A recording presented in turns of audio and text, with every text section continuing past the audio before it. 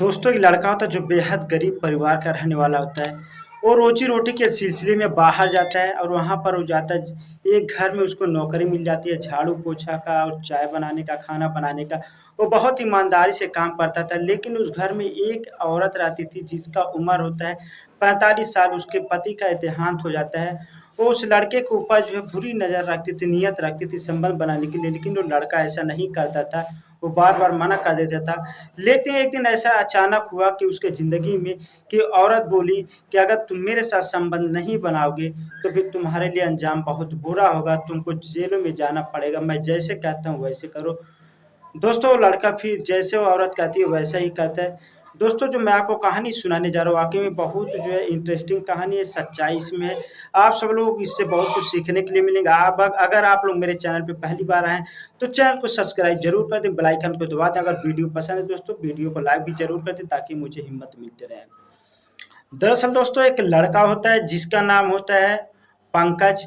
वो रहने वाला होता है बिहार के गोपालगंज का और वो बहुत बेहद गरीब परिवार का रहने वाला होता है। उसके पिता का बचपन में ही देहांत हो जाता है। उसके घर में उसकी 4 बहनें होती हैं और उसका जो है और उसकी माँ रहती है।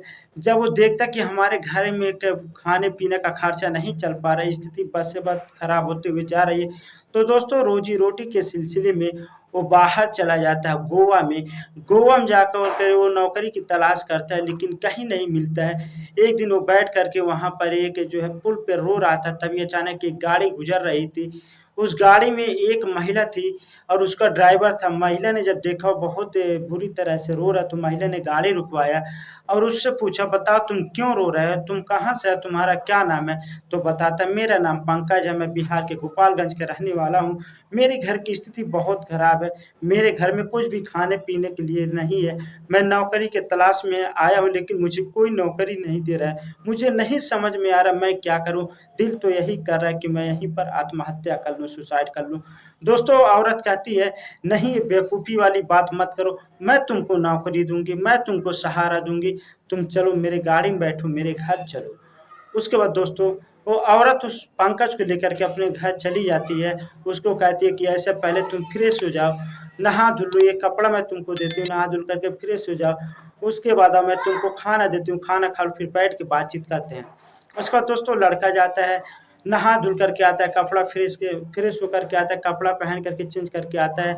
इधर उसको बहुत ज़ोरों से भूख लगी रहती है, इधर महिला उसके लिए खाना बना कर के लाती है, उसको देती है, वो खाने लगता है, बहुत खाता है।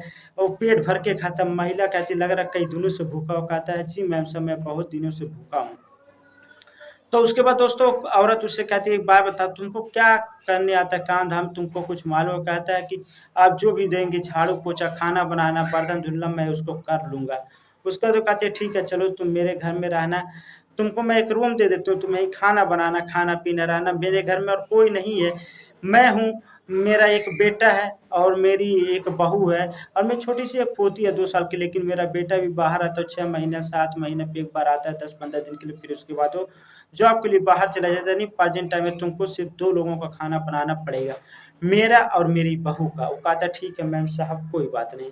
उसके बाद दोस्तों नौकर को उस महिला अपने घर में रख लेती है।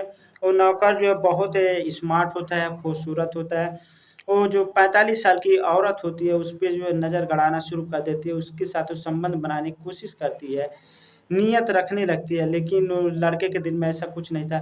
लेकिन उसके घर में जो उसकी बहू होती है, जिसका नाम होता है प्रियंका, जिसका उम्र होता है 26 साल, वो भी बहुत खूबसूरत स्मार्ट होती है।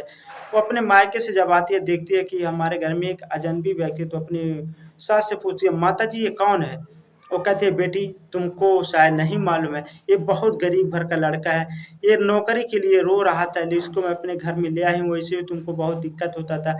अब ये हमारे घर में रहेगा, खाना-पीना बनाएगा, बर्तन धुलेगा, हम लोगों के लिए आराम रहेगा।" वो कहती है कि, "हाँ जी माता मम्मी आपने बहुत अच्छा किया।" उसके बाद दोस्तों नौकर उस घर में रहने लगता है। एक दिन होता क्या है, रात को 12 बजे उस रात को 12 बज रहा था, जो उस औरत की बहू होती है प्रियंका, उसके कमरे से रात को 12 बजे अजीब-ओ-गरीब आवाज़ आता है और वो नौकर जब आवाज़ सुनता है तो जाता है, खिड़की का पर्दा हटा कर के देखता है तो देखता है कि उसकी जो मालकिन है मोबाइल ली है, मोबाइल में कुछ अश्लील चीज़ें देख रहे हैं और जो अजीबो-गरीब तरह की हरकतें कर रही हैं। अजीबो-गरीब तरह की हरकतें कर रहे हैं। दोस्तों, ये देख कर के नौकर भी पगला जाती है, मालकिन को हो क्या गया है। तभी जो है उससे प्रियंका का नज़र उस नौकर पे पड़ जाता है। वो जो फट देना अपना जो है कपड़ा नीचे कर लेती है, मोबाइल बंद कर देती है, दरवाज़ा खोल के आती है, कहती है कि तुम यहाँ क्या कर रहे हो? क्या देख रहे हो? तुम्हारी हिम्मत कैसी? जुर्रत कैसी? तो बोलता है, मालकिन मुझे लगा कि आपका तबीयत ख़राब है, अजीब-गरीब आवाज़ आ रहा था इसलिए मैं देखने आया था। उसके बाद दोस्तों कहती है ठीक है ऐसा तुम मेरे रूम में चलो। वो अपने रूम में लेकर के चली जाती है, उसके साथ जो है संबंध ज ज ज़बरदस्ती शारीरिक संबंध बनाने की कोशिश करती है। वो कहता है कि नहीं मालकिन ये गलत है, आप ऐसा नहीं कर सकती हैं। आपकी जो सास है मुझे इस घर में बहुत जो है विश्वास के साथ रखी है, मैं किसी का नमक खा कर के गद्दारी नहीं कर सकता हूँ। वो कहती है सब छोड़ो गद्दारी-फद्दारी, मैं तुमको अपनी मर्ज़ी से यहाँ लेकर के आई, चलो तुम मेरे साथ करो जो मैं चाहती हूँ वैसे। उसके बाद दोस्तों वो अपना कपड़ा उतार देती है, उस नौकर के कपड़ा उतार देती है। उसके बाद उसके साथ वो जो है शारीरिक संबंध बनाने लगती है। इस तरह से वो लगभग 2-3 घंटे शारीरिक संबंध बनाती है। ऐसे वो हफ़्ता 10 दिन, 15 दिन होते तो महीना दिन लगातार वो शारीरिक संबंध बनाती है। एक दिन ऐसे अचानक होता क्या है कि उसकी सास होती है, उसकी सास दिन का लगभग 2 बजता है, वो कहती है अपने बहू से ऐसा मैं जा रही हूँ मार्केट, तुम जो है काम-धाम इससे करवा लेना, अगर कोई भी काम-धाम रहेगा तो पंकज कर देगा। वो कहती है ठीक है मम्मी। उसके बाद दोस्तों वो जैसे ही रूम से बाहर जाती है, उधर इसकी जो बहू दरवाज़ा बंद कर देती है, खिड़की नहीं देती है और नौकर के साथ वहीं जो है बरामदे में ही उसके साथ शारीरिक संबंध बनाना शुरू कर देती है। इधर इसकी जो सास होती है कुछ सामान भूल जाती है।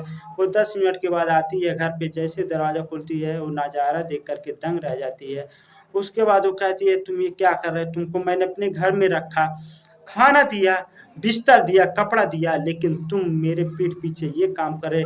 उसके बाद दोस्तों नौकर रोने लगता है, गिड़गिड़ाने लगता है, कहता है मुझे माफ़ कर दो। उसकी बहू भी रोने लगती है, कहती है माँ मुझे माफ़ कर दो, मुझसे गलती हो गई, मुझे नहीं रहा जा रहा था, मेरे अंदर अजीब तरह उत्तेजना हो रहा था।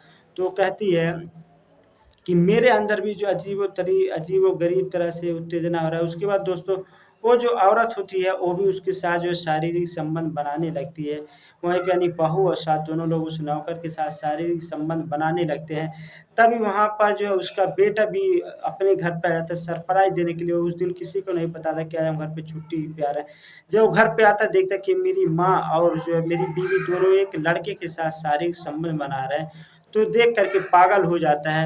उसके बाद दोस्तों अपनी बीवी को और अपनी माँ को जोरदार एक थप्पड़ मारता है और गुस्से में आकर के अपनी बीवी को और अपनी माँ को जान से मार देता है और पुलिस को सूचना दे देता है।